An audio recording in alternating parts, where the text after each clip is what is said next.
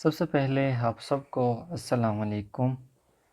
उम्मीद करता हूँ कि सब ठीक ठाक से होंगे, खैरियत से होंगे और इसी के साथ आपकी स्टडी भी चल रही होगी। तो केमिस्ट्री 10th में ये हमारा फर्स्ट लेक्चर होने वाला है, ठीक है। इससे पहले कोई भी लेक्चर नहीं हुआ, ये फर्स्ट लेक्चर होने वाला है और हम डायरेक्ट स्टार्ट कर रहे हैं चैप्टर नंबर 2 से, acid and base in salt से, जो कि ये चैप्टर एक हद तक मतलब इम्पोर्टेंट भी है और इसमें कॉन्सेप्ट्स भी है, सही है। तो जो है उम्मीद करता हूँ कि आगे भी जो है आप बाकी लेक्चर में भी जो है हमारा साथ रहेंगे और कोई भी क्वेश्चन हो आप बिना झिझक के जो है हमसे पूछ सकते हैं, ठीक है। और जितना जल्दी हो सकता है मैं आपको इंशाल्लाह रिप्लाई बैक करूँगा। तो आज का जो है टॉपिक स्टार्ट करने जा रहे हैं वो है एसिड बेस एंड साल्ट्स के बारे में। सबसे पहले जो है जनरल जो है डेफिनेशन और जनरल कॉन्सेप्ट से हम स्टार्ट करते हैं, ठीक है। जनरल कॉन्सेप्ट से जनरल कॉन्सेप्ट्स में जो है हमारे पास एसिड किसको कहते हैं और जो है बेसिस किसको कहते हैं। सबसे पहले एसिड्स के बारे में, ठीक है। एसिड क्या होता है, एसिड्स कुछ ही पॉइंट यहाँ पे जो है मैं आपके लिए लिखूँगा। जो है आप कह सकते हो कि नॉर्मली जो है हम कहते हैं ऑल दो सब्सटेंसेस, जितने भी सब्सटेंसेस अपने टेस्ट में शोर होते हैं उसको हम कहते हैं मतलब एसिड से, ठीक है। ऑल दो substances substances which are sour in taste are called acid, ठीक है। जितने भी सब्सटेंसेस अपने जो है टेस्ट में सोर होते हैं उनको जो है हम एसिड कहते हैं। जैसे मिसाल के तौर पर हमारे पास आप कह सकते हो कि लेमन हुआ, ठीक है। लेमन में हमारे पास जो है जो एसिड होता है वो जो है होता है सिट्रिक एसिड, सिट्रिक एसिड होता है, ठीक है। इसी तरह जो है विनीगर को अगर आप ले लें उसमें जो है हमारे पास होता है एसिटिक एसिड, एसिटिक एसिड होता है, ठीक है। तो जितने भी सब्सटेंसेस अपने टेस्ट में स्टोर होते हैं उनको हम कहते हैं मतलब वो एसिड्स हैं। और इसी के अलावा जो है हमारे पास एसिड की कुछ और भी खासियत हैं, ठीक है। एसिड जो है asset turns blue litmus into red, ठीक है। अब ब्लू लिटमस क्या है हमारे पास, जो ब्लू लिटमस होता है ये हमारे पास एक तरह का इंडिकेटर है, ठीक है। ये जो ब्लू लिटमस है ये हमारे पास इंडिकेटर है, इंडिकेटर है। और इंडिकेटर किसको कहते हैं, they are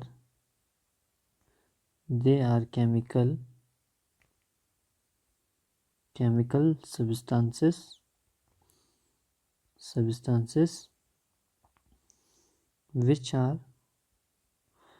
which are used to differentiate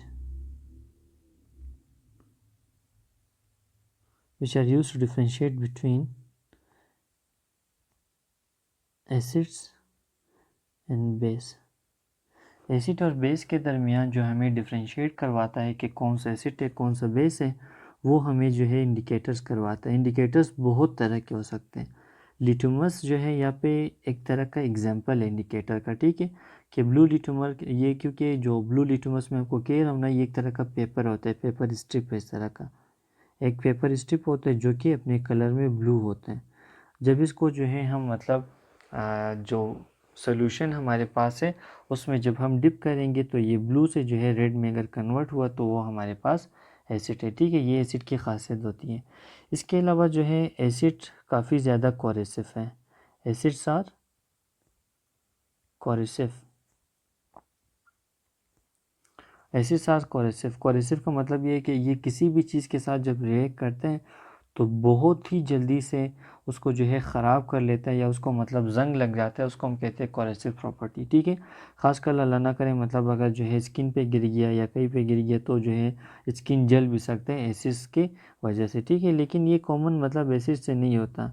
इसके लिए जो है मतलब जब हम कोरेसिव का लफ्ज़ इस्तेमाल करते हैं ये मोस्टली जो है स्ट्रॉन्ग एसिड के लिए होता है, ठीक है। स्ट्रॉन्ग एसिड के लिए होता है। जब स्ट्रॉन्ग एसिड हो तो जल्दी जो है काफ़ी जल्दी कोरेसिव जो है मतलब आपकी स्किन को डैमेज कर सकता है या किसी मेटल के साथ, स्पेशली जब इसकी कोई रिएक्शन होती है तो जो है उसको क्रूजन लग जाता है। ठीक है, इसी पॉइंट से जो है आगे हम ये कह सकते हैं कि मतलब जो है ये मेटल्स के साथ जब रिएक्ट करते हैं तो जो है मेटल के साथ रिएक्शन करने के बाद इनके अंदर से जो है हाइड्रोजन गैस जनरेट होता है। When they react with metal, when they react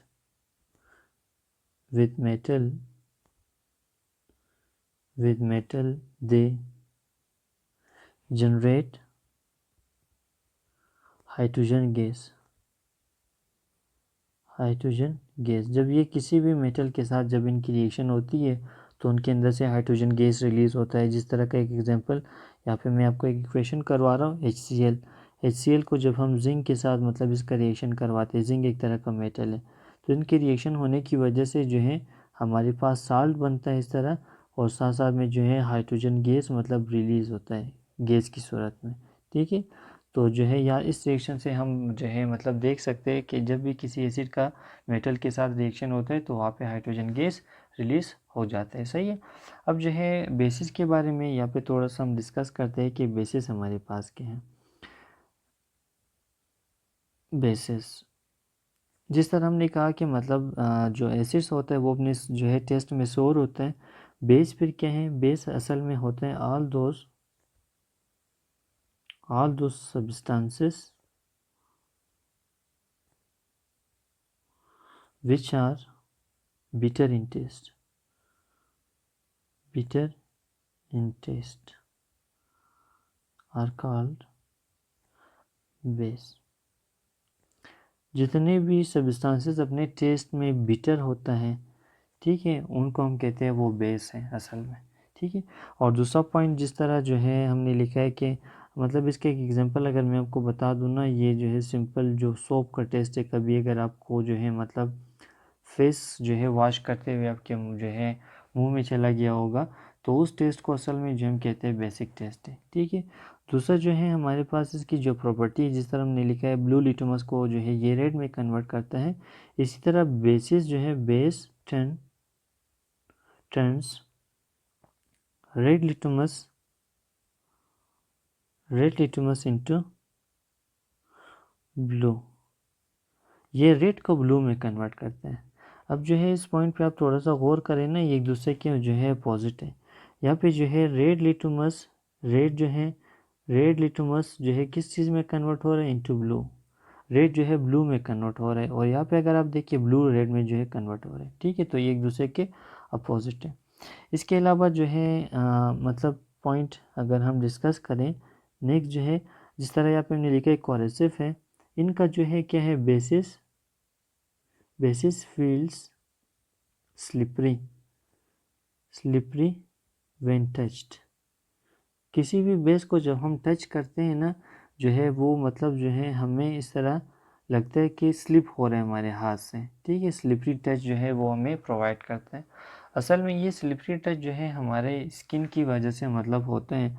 बास बेसिस इतने जो है स्ट्रॉन्ग होते हैं कि हमारे बेस हमारी स्किन के साथ जब उनकी कांटेक्ट होती है तो हमारे जो है स्किन के ऊपर एक तरह का ख़ास लिपिड होता है, तो उस लिपिड के साथ उनकी रिएक्शन होती है, और उसी वजह से जो है वो हमें जो है मतलब ऐसा लगता है कि हमारे हाथ से स्लिप हो रहे हैं।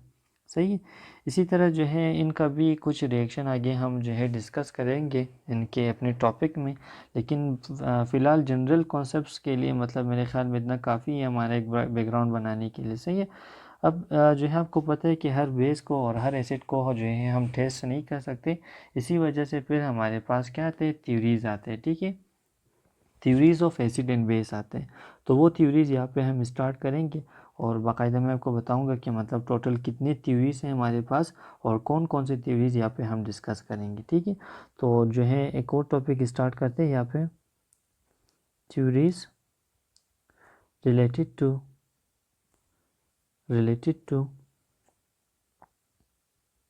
Acid and base. ठीक है, तो हमारे पास यहाँ पे जो थ्योरीज है एक नहीं है, दो नहीं है, बल्कि बहुत सारे थ्योरीज है जो कि एसिड बेस को डिस्कस करते हैं। ठीक है, तो हमारे पास एक थ्योरी आता है कि जो है सबसे पहला जो थ्योरी है वो हमारे पास आता है Arrhenius concept concept of acid and base, acid and base. दूसरा जो है हमारे पास है लोरी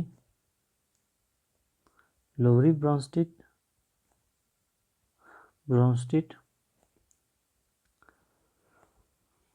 concept of acid and base.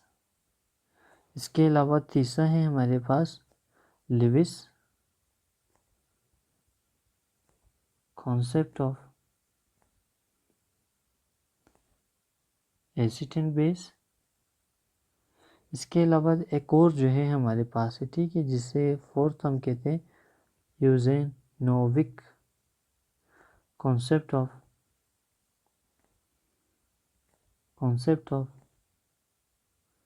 Acid and base. ठीक है, इनमें से 3 को जो है हम डिस्कस करेंगे। Arrhenius concept of acid and base, Lorik concept of acid and base, Lewis, और साथ साथ में जो है यूजेनोविक। ठीक है, अब इसमें एक और चीज़ जो है आपको मतलब मालूम होना चाहिए कि एसिड 2 तरह के हो सकते हैं। एसिड 2 टाइप्स हो सकते हैं, 2 तरह के मोस्टली जो है मतलब हम एसिड को डिस्कस करते हैं। एक जो है हमारे पास होते हैं प्रोटिक एसिड, और दूसरा हमारे पास होता है प्रोटिक एसिड। अब इनमें फ़र्क क्या है प्रोटिक एसिड और प्रोटिक एसिड में? जो प्रोटिक एसिड है वो असल में PROT प्रोटॉन को शो करते हैं, और प्रोटॉन जो है किसको कहते हैं? H+ को हम प्रोटॉन कहते हैं। मतलब ऐसे एसिड जिसमें जो है जिनमें प्रोटॉन हो उसको हम कहते हैं प्रोटिक एसिड। ठीक है, मतलब एसिड्स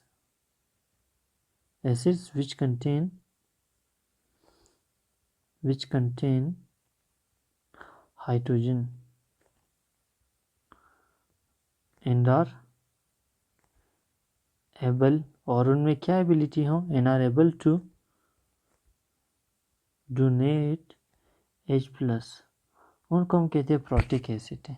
जिस तरह एग्जांपल में बहुत सारे हो सकते हैं, H2SO4 है, हमारे पास सल्फ्यूरिक एसिड है, HCl है, हाइड्रोक्लोरिक एसिड है, इसके अलावा जो है HNO3 है, नाइट्रिक एसिड हो सकता है। ठीक है, एप्रोटिक एसिड फिर हमारे पास क्या है? एप्रोटिक एसिड ऐसे एसिड को कहते हैं जिनमें जो है मतलब प्रोटॉन ना हो, या फिर जो ए है ना वो क्या शो करते हैं?